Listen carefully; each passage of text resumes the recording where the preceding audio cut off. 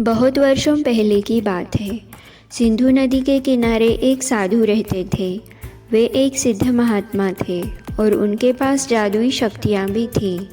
एक दिन जब वे ध्यान कर रहे थे, तभी बाज की चोंच से एक चूहिया छूटकर उनके हाथों में आ गिरी। उसकी छोटी सी पूंछ और काली चमकीली आँखें थीं। उन्हें वह बहुत अच्छी लगी। उन्हें उसे घर ले जाने की इच्छा हुई, पर घर ले जाने से पहले उन्होंने जादुई मंत्रों के प्रयोग से उसे एक लड़की में बदल दिया। वे उस लड़की को घर ले जाकर अपनी पत्नी से बोले, इस लड़की को पूरी देखभाल और प्यार से पालो। तुम हमेशा से संतान चाहती थी ना, आज से यही हमारी पुत्री है। साधु की पत्नी भी एक पुत्री पाकर प्रसन्न हो गई। वह उसे राजकुमारी की तरह पालने लगी। नन्ही लड़की अब एक सुंदर युवती में बदल गई थी। जब वह 18 वर्ष की हुई तो साधु और उसकी पत्नी उसके लिए वर तलाशने लगे। साधु ने कहा, मेरी बेटी का विवाह ऐसे व्यक्ति से होना चाहिए जो सबसे बड़ा हो। मेरे हिसाब से सूर्य ही ठीक रहेगा। उन्होंने जादुई मंत्रों से सूर्य को नीचे बुलाया। उन्होंने अपनी पुत्री से विवाह करने को कहा, पर पुत्री ने पहले ही ना कर दी।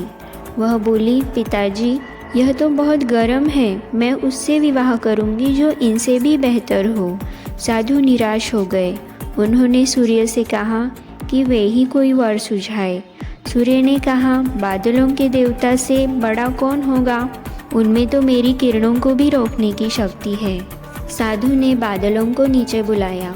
वह अपनी पुत्री से विवाह करने को कहा, मगर इस बार फिर पुत्री ने मना कर दिया और कहा, ये तो कितना बदसूरत है, मैं इससे विवाह नहीं कर सकती।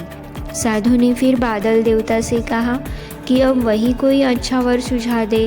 वे बोले, पवन देवता ठीक रहेंगे। वे तो मुझे भी अपने फूंक से उड़ा देते हैं। साधु ने पवन देवता को बुलाकर अपनी पुत्री से विवाह करने को कहा। पुत्री ने फिर इनकार कर दिया। वह बोली, पिताजी, मैं इससे शादी नहीं करूँगी। ये तो हमेशा यहाँ वहाँ भागते रहते हैं। साधु ने पवन देव से पूछा, क्या आपकी नज़र में मेरी पुत्री के लिए ऐसा वर हो सकता है जो आपसे भी बेहतर हो? पवन देव ने कहा, पर्वत देव मजबूत व ऊंचे हैं, वे मेरा भी रास्ता रोक देते हैं। साधु ने फिर पर्वतराज से कहा कि वह उसकी पुत्री से विवाह कर ले। पुत्री ने फिर से मना कर दिया। वो बोली, ये तो बहुत लंबे व सख्त हैं, मैं इनसे विवाह नहीं कर सकती। इनसे भी कोई बेहतर होना चाहिए। फिर पर्वत देवता ने चूहे का नाम सुझाया। वे बोले, माना मैं काफ़ी सख्त और ऊंचा हूँ, पर चूहे मुझ में भी आसानी से बिल बना सकते हैं। साधु ने चूहे को बुलाया। उसे देखते ही उसकी पुत्री खुशी से उछल पड़ी। हाँ पिताजी, यही तो है वह जिनसे मैं शादी करना चाहती थी।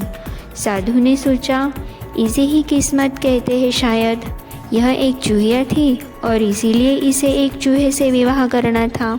इसके भाग्य में शायद यही लिखा था। उन्होंने जादुई मंत्रों के प्रभाव से पुत्री को फिर से चूहिया बना दिया और उन दोनों की शादी करा दी। फिर साधु सोचने लगे कि किसी के मूल स्वभाव को बदलना इतना भी आसान नहीं होता।